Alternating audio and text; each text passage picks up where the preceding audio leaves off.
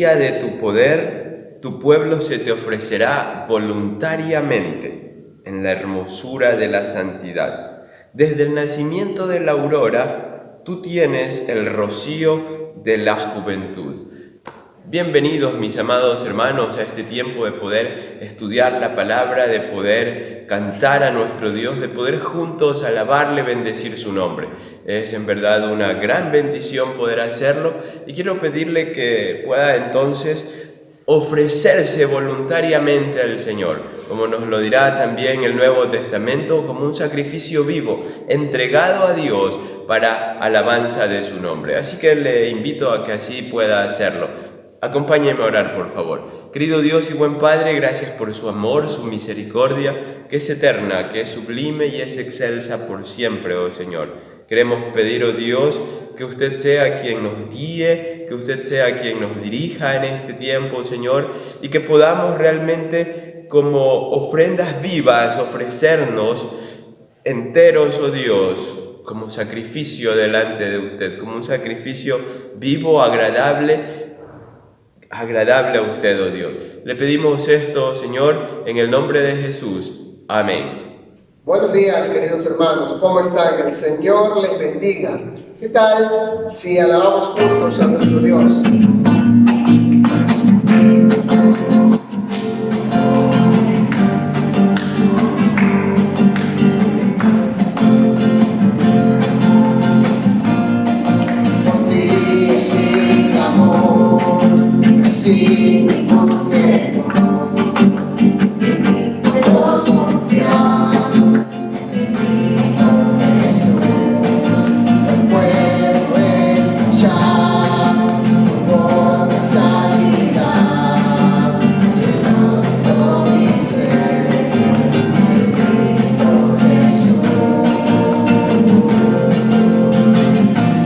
Mi deseo eres tú, mi momento.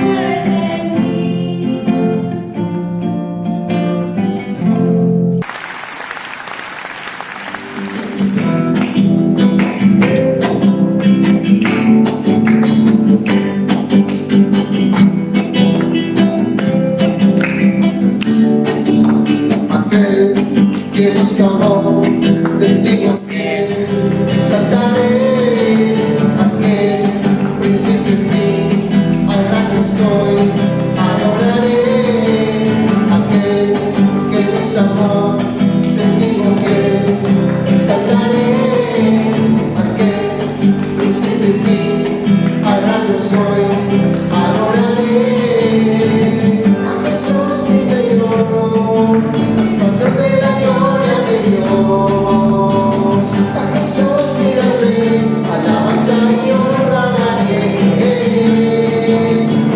A Jesús mi Señor, resplandor de la gloria de Dios, a Jesús mi gran Rey, alabanza y honra daré. Aquel que nos amó, testigo fiel, exaltaré a que es principio y fin, al gran yo soy, adoraré a Jesús mi Señor, resplandor de la gloria de Dios, a Jesús mi gran Rey, alabanza y honra daré. A Jesús mi Señor, resplandor de la gloria de Dios, a Jesús mi gran Rey, alabanza y honra daré.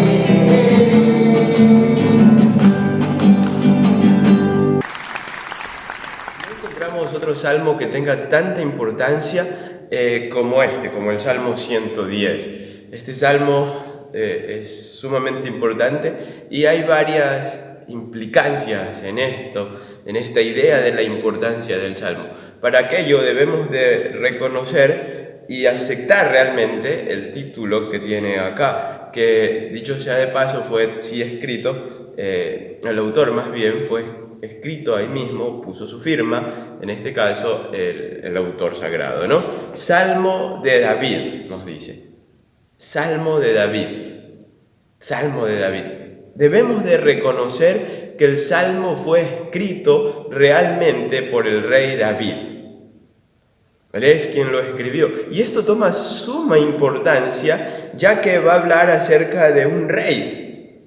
El rey David va a escribir acerca de un rey. Ahora, ¿este rey quién es? Bueno, el Salmo lo va a ir explicando. No reconocer que el Salmo fue escrito por el rey David es entrar en contradicción con el Nuevo Testamento, donde repetidas veces se nos dice que el Salmo fue escrito por David, o como dijo David, y se cita este Salmo. En segundo lugar, vamos a ver también que este Salmo constituirá la base para la enseñanza de los apóstoles con respecto a la exaltación, consagración y el sacerdocio del Señor Jesucristo.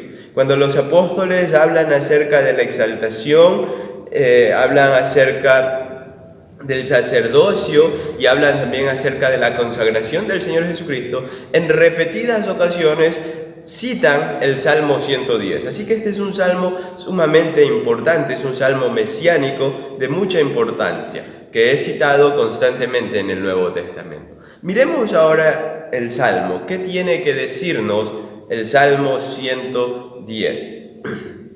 Bueno, vamos a ver tres figuras. El Salmo va a ser el oráculo de Dios, Dios hablando, Dios mismo hablando, diciendo, jurando, y va a hablar de tres figuras. La primera figura es el rey. Mire por favor conmigo los versos 1 al 3.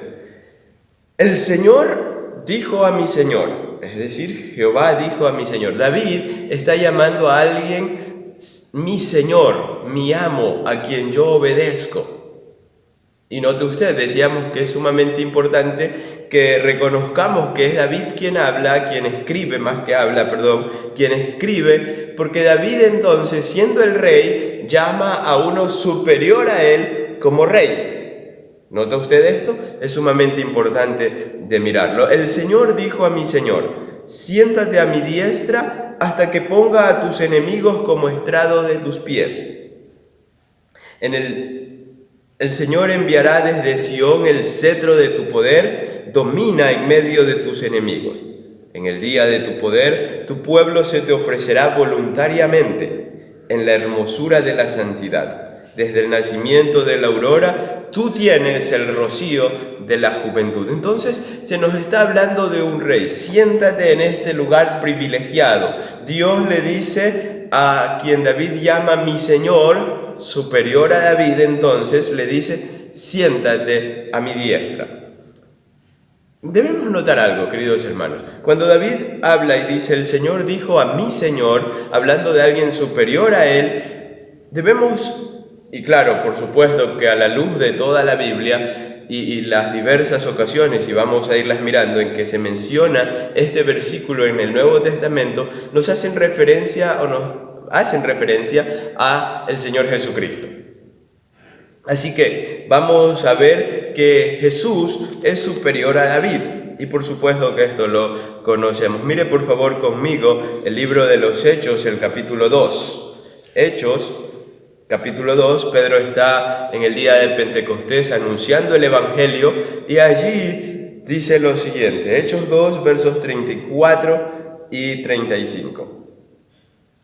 Porque David no subió a los cielos, pero él mismo dice, mire por favor desde el 33, así que, exaltado por la diestra de Dios y habiendo recibido del Padre la promesa del Espíritu Santo, ha derramado esto que ustedes ven y oyen, hablando de Jesús que fue exaltado, ¿verdad? Porque David no subió a los cielos.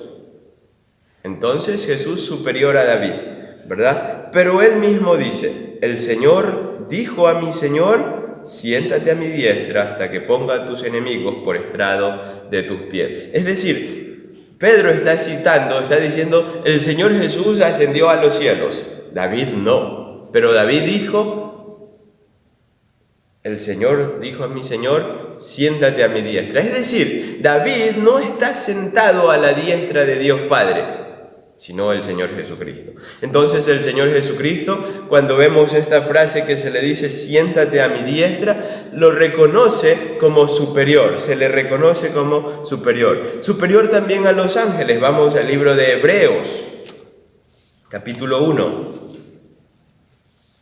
Este Salmo 110 será citado regularmente en Hebreos capítulo 1, el versículo 13. El autor pregunta, hablando acerca de Dios y la superioridad de Jesús, dice, ¿y a cuál de sus ángeles ha dicho jamás? Dios, ¿a cuál de sus ángeles ha dicho jamás? Siéntate a mi diestra hasta que ponga a tus enemigos por estrado de tus pies. A ninguno de los ángeles, ni a los arcángeles, ni querubines. A quien se le ha dicho esto es al Señor Jesucristo, quien es superior a David, quien es superior a los ángeles y quien es superior a todos. Así que recuerde esto, cuando Dios le dice a Jesús, siéntate a mi diestra, le está declarando superior a los demás. De la misma manera como fue humillado el Señor Jesucristo, Dios también le exaltó. Volvamos a Hechos, capítulo 5 ahora. Hechos, el capítulo 5. Versos 30 y 31. Amén. Hechos capítulo 5, versos 30 y 31. El Dios de nuestros padres levantó a Jesús, a quien ustedes mataron colgándole en un madero. A este lo ha enaltecido Dios con su diestra como príncipe y salvador, para dar a Israel arrepentimiento y perdón de pecados.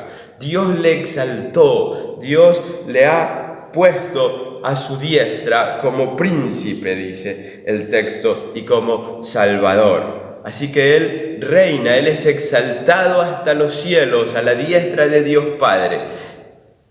Ahora, mire y note usted que le dice Dios le dice a nuestro Señor, el Señor Jesucristo, le dice, siéntate a mi diestra. ¿Por qué le dice siéntate? No le dice, mantente aquí a mi diestra de pie, sino, siéntate. La tarea, la misión encomendada al Señor Jesucristo fue cumplida. Mire por favor conmigo Hebreos capítulo 10. Estamos andando en varios versículos y habíamos dicho que este salmo es muy citado en el Nuevo Testamento.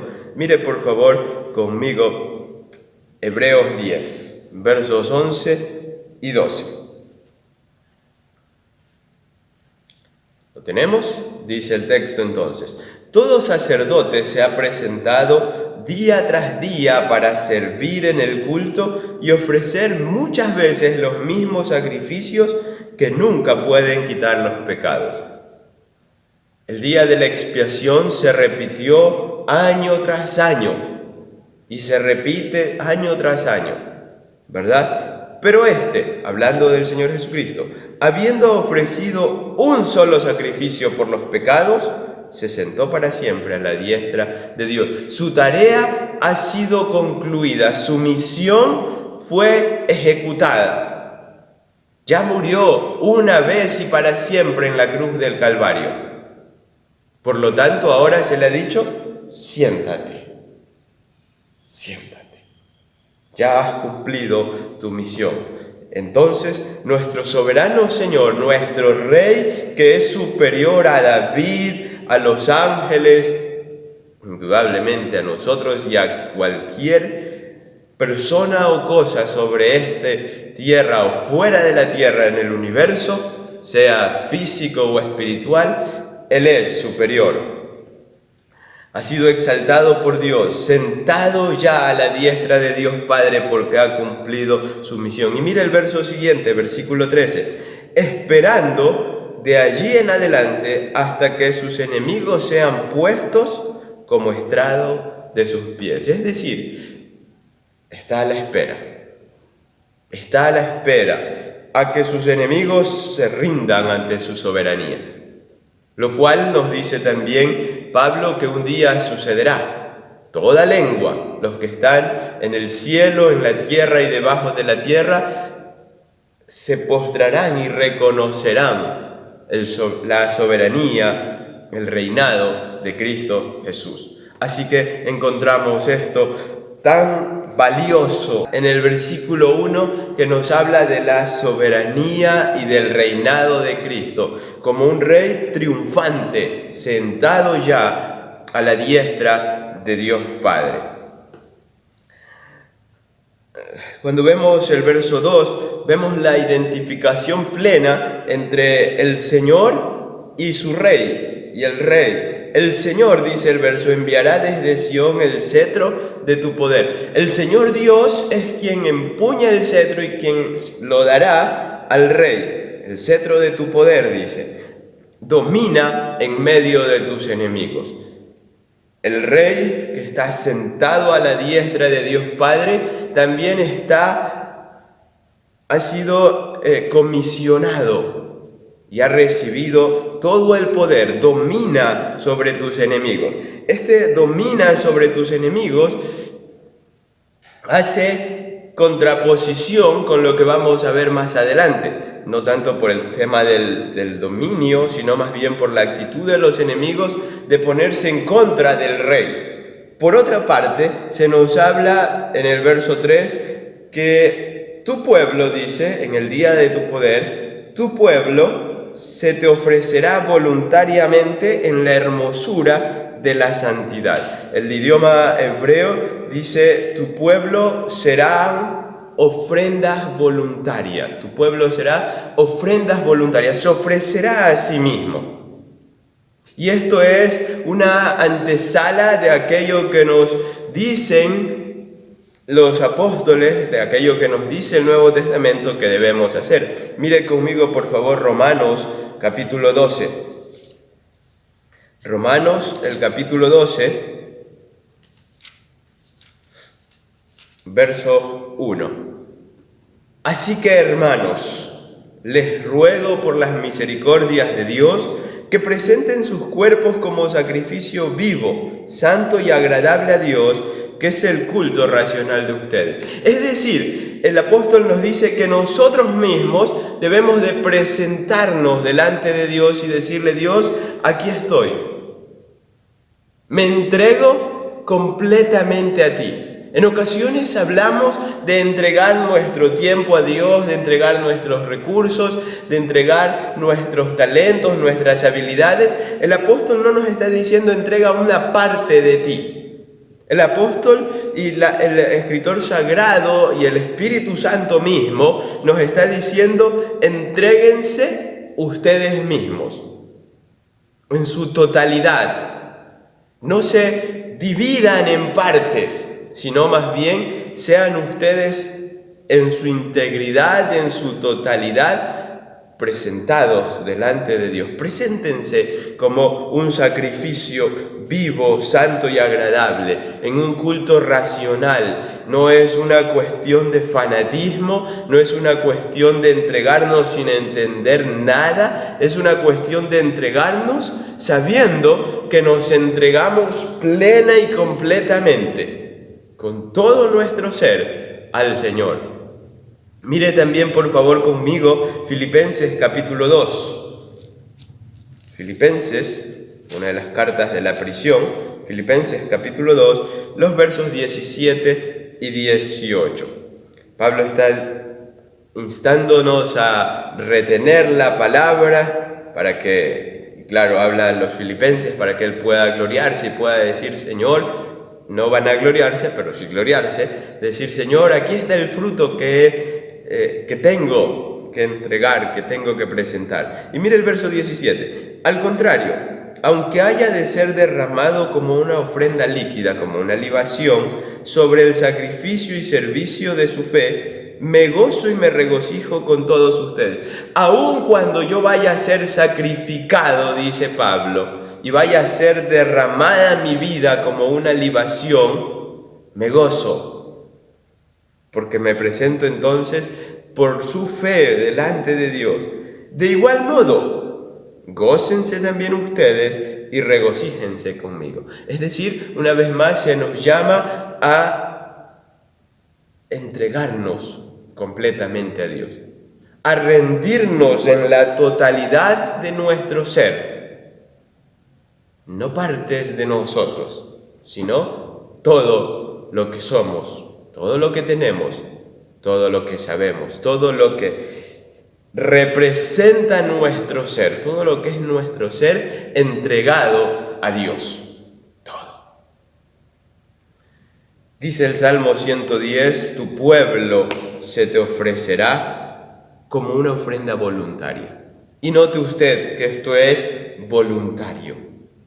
Nadie puede venir y decirle: te voy a sacrificar. No. Porque dice: preséntense ustedes mismos como un sacrificio. Nadie puede decir: Señor, te entrego a... No. Es uno mismo quien se entrega a Dios. Es uno mismo quien se presenta como sacrificio agradable delante de Dios. Dice también el Salmo 110, tú tienes el rocío de la juventud. Nuestro Rey Jesús no envejece. No se cansa, no pierde su fuerza, no pierde su vigor. Él es eterno, Él es santo también. Nos dice el mismo verso 3 que nos ofreceremos voluntariamente en la hermosura de la santidad del Rey, del Señor Jesucristo. ¿Nota usted? Entonces el verso nos muestra a nuestro Rey, a nuestro Mesías, avanzando en el día de su poder, avanzando con toda su fuerza en la hermosura de su santidad, seguido por cada uno de nosotros que nos ofrecemos como sacrificio vivo delante de Él. Así que, como solíamos cantar, firmes y adelante, siguiendo a nuestro capitán, en pos de nuestro capitán, en pos de nuestro Rey. Él es a quien debemos de seguir. Entonces vemos allí al Rey Jesús, exaltado, soberano, sentado a la diestra de Dios Padre, nosotros ofreciéndonos delante de Él como ofrenda voluntaria. Poderoso, gobernando sobre sus enemigos, le encontramos también, o nos encontramos a usted y a mí, rendidos, postrados, entregados como sacrificio vivo delante de nuestro gran Rey y Señor Jesucristo. El verso 4 introduce una siguiente figura, una siguiente imagen. Y esta figura es la figura del sacerdote. Mire, por favor, conmigo el verso 4. El Señor juró y no se retractará. Tú eres sacerdote para siempre, según el orden de Melquisedec. Veamos despacio este verso. Mire, vemos acá que hay las palabras del Señor, pero están afirmadas en el compromiso de la promesa. No se retractará. El Señor juró y no se retractará. Se le declara entonces a nuestro Rey, el Señor Jesucristo, se le declara también nuestro sumo sacerdote. Tú eres sacerdote para siempre, según el orden de Melquisedec. Ahora, ¿quién es Melquisedec? ¿O quién fue Melquisedec? Hay varios textos, muy pocos realmente, en los cuales se habla de Melquisedec. Lo encontramos por primera vez en Génesis 14, versos 18 al 20, cuando Abraham regresaba de haber vencido a los reyes de Oriente, rescatando a su sobrino Lot. Allí Abraham le da los diezmos y recibe la bendición de Melquisedec. Lo encontramos nuevamente en Hebreos capítulo 5, versos 5 al 10, y en Hebreos 6, del 19 hasta el 7, 28. Veamos el texto en Hebreos. Hebreos capítulo 7. Hebreos capítulo 7, vamos a ver aquí algunas indicaciones de quién es Melquisedec. Hebreos capítulo 7, mire el verso 1 y 2. Porque este Melquisedec, rey de Salem y sacerdote del Dios Altísimo, salió al encuentro de Abraham, que volvía de derrotar a los reyes, y lo bendijo, lo que habíamos mencionado de Génesis capítulo 14. Asimismo, dice el verso 2, le dio a Abraham los diezmos de todo. En primer lugar, su nombre significa Rey de Justicia. Entonces Melquisedec significa Rey de Justicia. Y también era Rey de Salem, o de la actual Jerusalén, que significa Rey de Paz. Rey de Justicia, Rey de Paz. Sacerdote del Dios Altísimo. Rey de Justicia significa su nombre, era Rey de Salem, lo cual significa que era Rey de Paz. El verso 3, mire por favor, sin padre, ni madre, ni genealogía, no tiene principio de días ni fin de vida, y en esto se asemeja al Hijo de Dios, en que permanece sacerdote para siempre. El silencio que rodea a su persona, porque cuando leemos Génesis, y como vimos aquí también en Hebreos, es un personaje que simplemente es introducido en la escena. No se nos habla mayormente de él, por eso se nos dice sin padre, ni madre, ni genealogía. El silencio que rodea a su persona en el relato lo convierte en el símbolo apto para aquel en quien en plena confianza y en plena realidad se dice: no tiene principio de días ni fin de vida. Y aquel que no tiene principio de días ni fin de vida es el Señor Jesucristo. El rey y sacerdote Melquisedec es simplemente alguien que es un tipo de Cristo. No es Cristo, representa a Cristo en el Antiguo Testamento como sacerdote y como rey. El sacerdote superior también es este orden, el orden de Melquisedec como sacerdote del Dios Altísimo, es un sacerdocio superior. ¿Sabe por qué? Porque, número uno, Abraham le da los diezmos a él. Y de alguna manera dice también el autor un poco más adelante que Leví y la tribu de Leví y Aarón y la descendencia de los sumos sacerdotes dieron los diezmos porque estaban en la expresión bíblica, estaban en los lomos de Abraham al dar los diezmos también. Entonces es superior porque recibe los diezmos de los otros sacerdotes. Es superior porque es previo a la ley.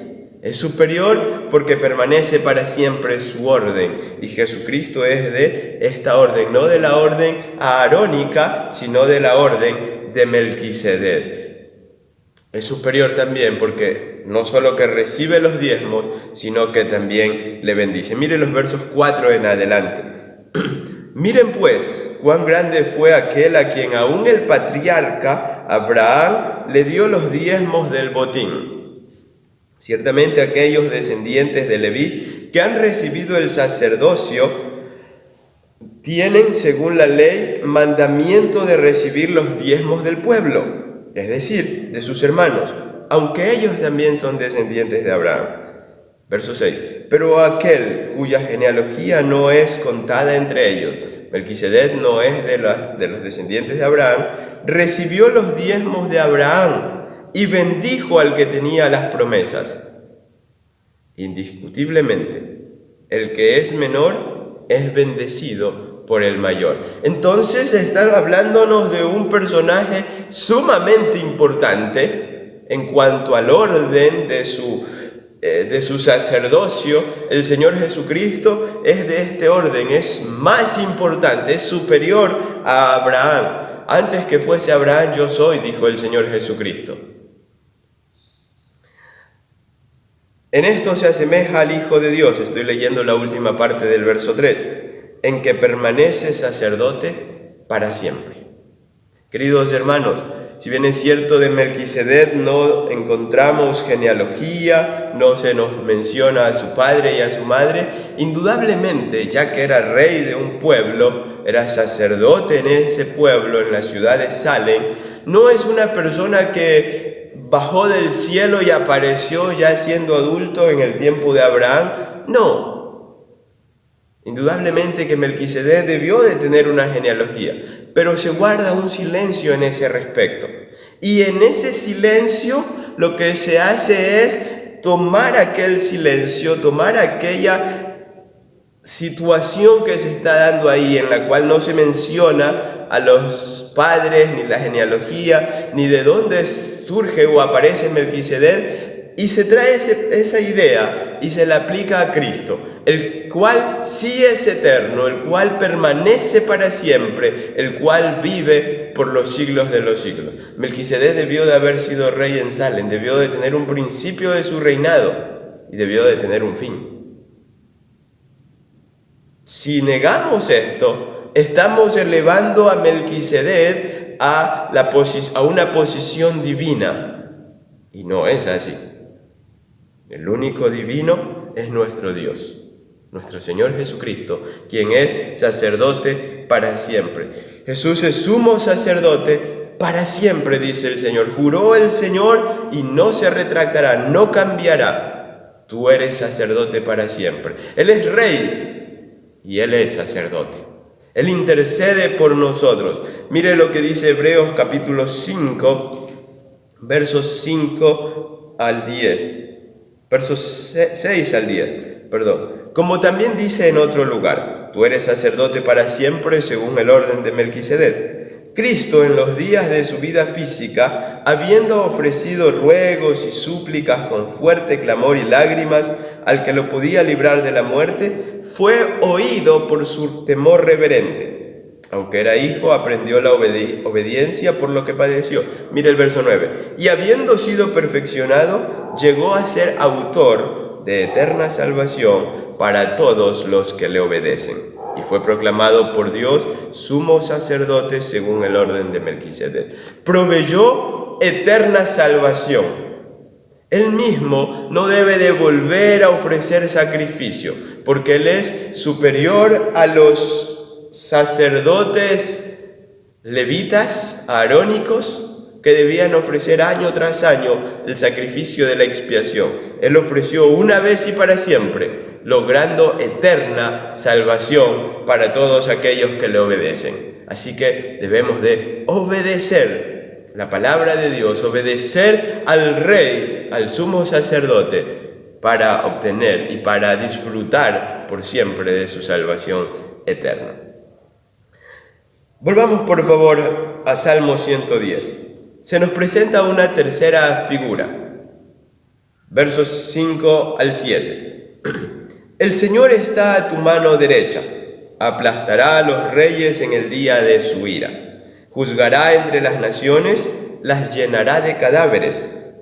Aplastará a los jefes sobre la extensa tierra. Beberá del arroyo en el camino, por lo cual levantará su cabeza. Mire, estos versos finales, 5 al 7, nos hablan o nos muestran la figura de un guerrero poderoso. En los versos previos hemos visto la coronación, la proclamación del rey y del sumo sacerdote, el ungimiento del sumo sacerdote. Y uno pudiese llegar a pensar, bueno, ese es el punto culminante. ¿Sabe qué? No, esto no es una novela donde los personajes pasan una serie de dificultades y la novela finaliza, como en muchas ocasiones, con la boda o vivieron felices y comieron perdices. No, aquí no hemos llegado todavía hasta la eternidad mirando al Señor y adorándole y sirviéndole. No, el rey ha sido proclamado, ha sido coronado, el sacerdote ha sido ungido, pero aún los enemigos están al acecho. Así que se presenta la batalla. Y la batalla es del Señor. El Señor está a tu mano derecha. Aplastará a los reyes en el día de su ira, juzgará entre las naciones, las llenará de cadáveres, aplastará a los jefes sobre la extensa tierra. La batalla es del Señor y de Él es la victoria. El rey que ha sido proclamado y coronado, el sumo sacerdote que ha sido ungido, ahora sale a la batalla. Sale al encuentro de sus enemigos, sale en busca de la victoria y la conquista. Pero la batalla es del Señor.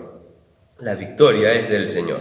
Mire, en este salmo, queridos hermanos y amigos, hemos pasado vimos salmos, hemos pasado de Hebreos a Apocalipsis. Porque en Apocalipsis encontramos también el desenlace final, cuando nuestro Señor pelea por los suyos, cuando nuestro Señor pelea y triunfa también. Pero acá le encontramos luchando aún, peleando, derrotando a los reyes, aplastando a las naciones que se oponen a él. Pero mire, la imagen del guerrero, la imagen del poderoso guerrero, nos lo deja así el Salmo, verso 7. Beberá del arroyo en el camino, por lo cual levantará su cabeza. Es decir, de alguna manera, aunque se nos empieza a mostrar el Apocalipsis, el triunfo final, no llegamos hasta el final en este salmo.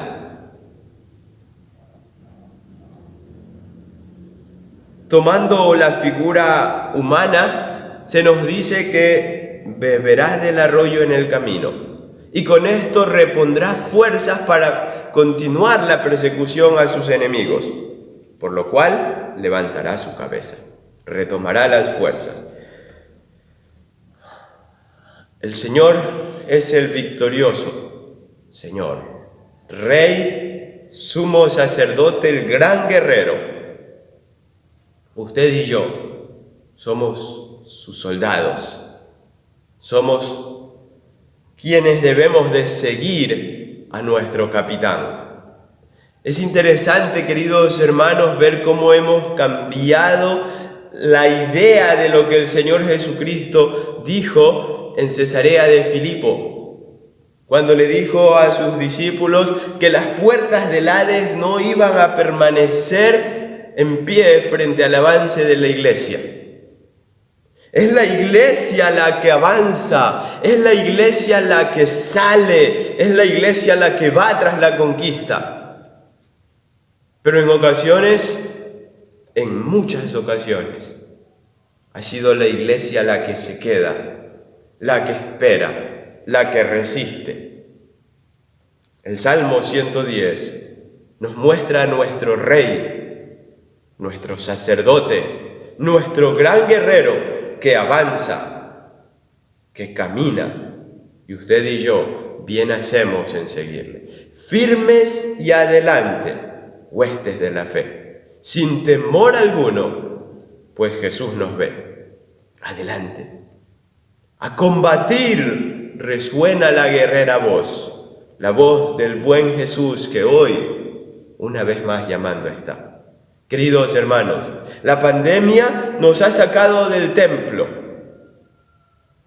Ruego a Dios que espiritualmente no nos guarde en casa, y cambiemos el templo por la casa, sino que recuerde, la iglesia, usted y yo, estamos llamados a ir, a avanzar tras nuestro capitán.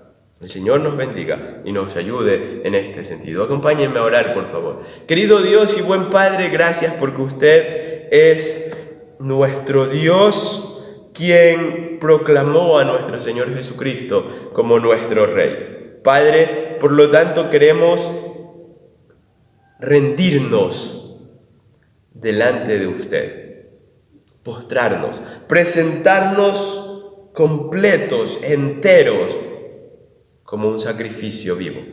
Señor, pedimos también que nos dé más de su Espíritu Santo, que podamos ser más sensibles para así hacerlo, Señor. Gracias también, oh Dios, porque nuestro Señor Jesucristo es sacerdote para siempre, un sumo sacerdote superior a todos, quien logró eterna salvación, pero eterna salvación para aquellos que le obedecen.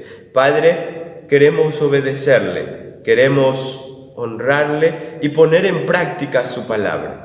Gracias, Dios, porque nuestro Señor Jesucristo es el gran guerrero que avanza, que triunfa, y la historia toda avanza hacia el triunfo final de Cristo Jesús sobre la muerte, sobre el pecado, sobre Satanás. Avanza la historia hacia el triunfo final de nuestro Señor Jesucristo. Ayúdenos, oh Dios, a estar firmes, constantes, velando,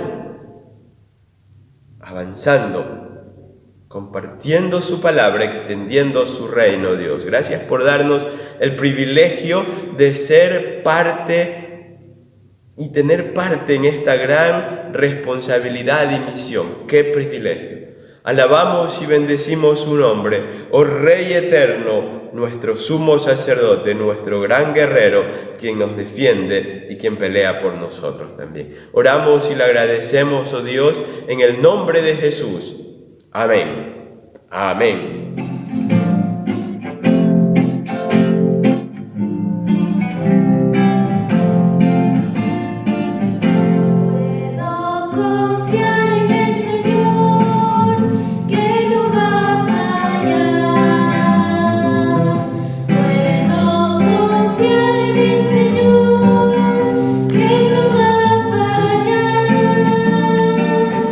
Si el sol se quiere oscurecer,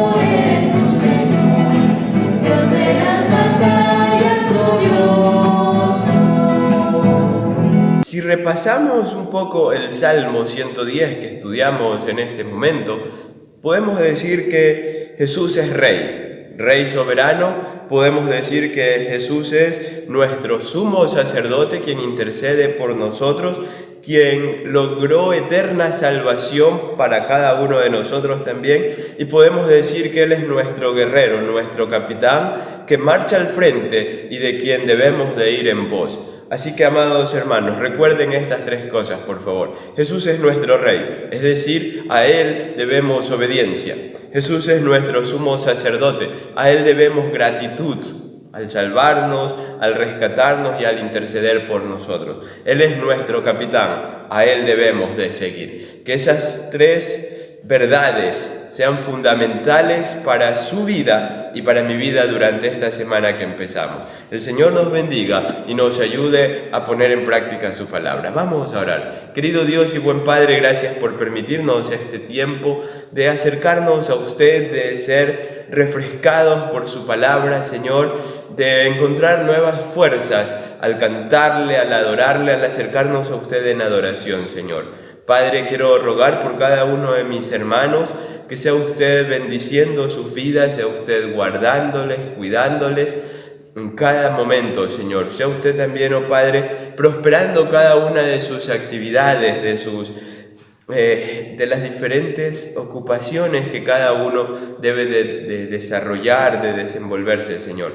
Bendiga usted, oh Dios, a su pueblo. Traiga sanidad, oh Dios, a nuestros hermanos y hermanas que sufren dolencia en su cuerpo, Padre, que su abrazo esté con ellos. Traiga, oh Señor, alivio a nuestras necesidades. Gracias, oh Dios, porque sabemos que podemos contar en usted en todo momento. Oramos y dejamos esta semana en sus manos. En el nombre bendito de nuestro Señor y Salvador Jesucristo oramos. Amén. Amén. Que Dios les bendiga, mis queridos hermanos. Les extraño en verdad. Quiero ya pronto tener también las sillas, y más que solo las sillas, poder tenerles a ustedes, para aunque sea chocar los puños en un principio, pero que podamos juntos una vez más alabar a nuestro Dios, regocijarnos en su nombre y en la comunión los unos con los otros. Dios les bendiga, nos vemos pronto. Cristo es la